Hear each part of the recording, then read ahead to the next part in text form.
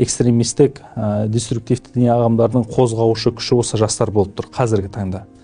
Неге? Себебі қазіргі жастар әлеуметтік жағдайына байланысты, психология жағдайына байланысты, білім деңгейіне байланысты, отбасылық құндылықтары, жалпы қоғамның көріп жатқан мәселелеріне байланысты әртүрлі күйзелісте болғаннан кейін осы арбауларға тез еріп кетіп жатады. Мысалға айтатын болсақ, біз өзіміз күнделікті өмірде көріп жүрген уақытта осы Қызылорда өңірінің бір мектеп оқушысы әлеуметтік желіде өзінің бейтаныс адамдардың уағыздарын тыңдап бастаған, кейіннен өздері онлайн қазір ойындар бар ғой, білесіздер ғой, сол онлайн ойындарды ойнап жатқан кезде чатта бір басқа ұлт өкілдерімен сөзге келіп қалып жатқан, кейіннен ол оның видеоларының астына әртүрлі комментарийлер өзінің пікірін жазған, яғни негізгі жазған сөздерінің бір қатары оны өлтіруге немесе азаптауға, оны жазалауға байланысты сөздер жазған. Біз ол жігітпен кейін жеке кездесу өткіздік, қателеспесем 8-9 сынып оқушысы болатын.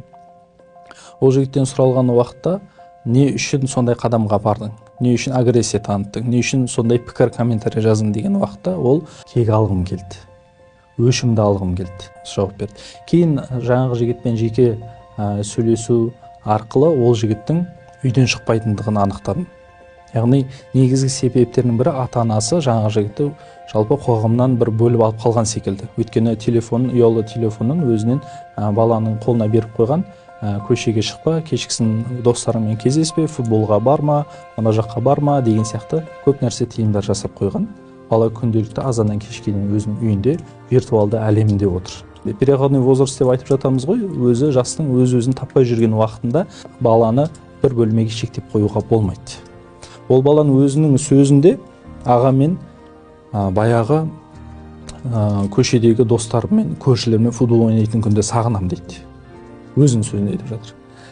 Мектепке барса буллинг, жастардың осындай діни экстремистік, деструктивті діни ағымдарға, терроризмге болсын, көптеп түсіп кетуі, осы бағытқа еріп кетуінде бірнеше факторлар әсер етеді деп айтып жатыр қой.